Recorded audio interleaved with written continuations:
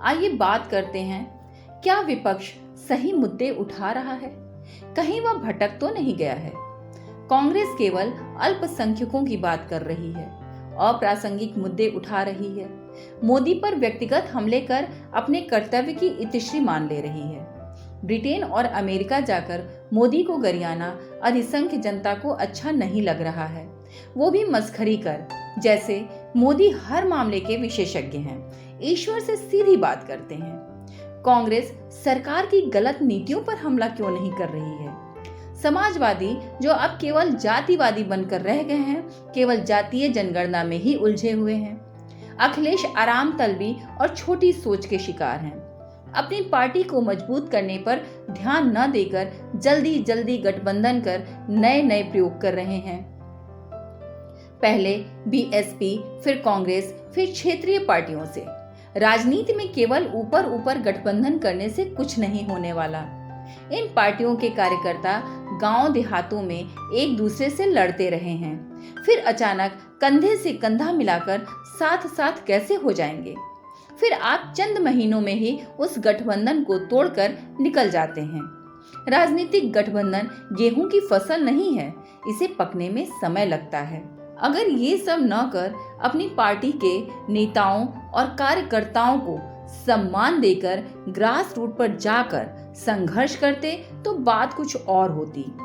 केवल मंडल और हिंदू धर्म ग्रंथों के विरोध से बात नहीं बनने वाली, क्योंकि ये कार्ड्स तो खेले जा चुके हैं।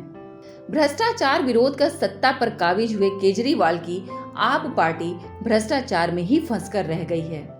फ्री बीज जैसे विवादित और अर्थव्यवस्था को कमजोर करने वाले मुद्दों को उठाकर सारे दलों को इसे अपनाने के लिए मजबूर कर दिया है।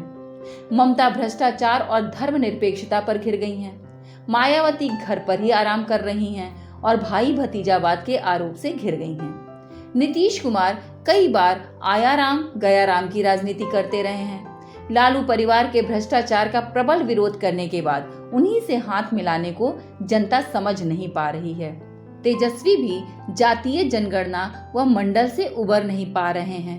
नई संसद को ताबूत कहने से जन भावना आहत हुई है। उद्धव ठाकरे अपनी विरासत को भूलने की सजा भुगत रहे हैं। शरद पवार की पार्टी भ्रष्टाचार और भाई भतीजावाद से ऊपर नहीं उठ पा रही है। कम्युनिस्ट पार्टियां हताश, उदास और निराश होकर सड़क पर उतरना भूल गई हैं। यूपी, एमपी समेत अनेक बीजेपी शासित राज्यों ने जब ट्रेड यूनियन संबंधी कानून खत्म कर दिए, तब भी उन्होंने कोई बड़ा आंदोलन खड़ा नहीं किया। ट्रेड यूनियन पर भी उनकी पकड़ कमजोर हो गई है। सेकुलरिज्म पर भी उनकी आवाज धीमी पड़ गई है। सबसे बड़ी बात, कोई सर्वमान्य नेता नहीं है। राहुल ने कर्नाटक जीत लिया, पर वे ममता, अखिलेश, केजरीवाल, चंद्रशेखर को नेता के रूप में स्वीकार नहीं हैं।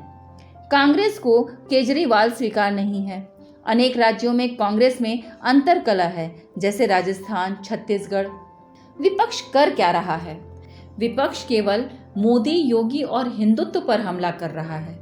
मोदी योगी पर हमला आसान नहीं है, क्योंकि ये तमाम विपक्ष की तरह परिवारवाद से नहीं घिरे हैं, भ्रष्ट नहीं हैं, दिन रात अथक श्रम कर रहे हैं, अपनी जिम्मेदारियों से भागते नहीं हैं, अपनी विचारधारा को मजबूती से न केवल पकड़े हैं वरन लागू भी कर रहे हैं।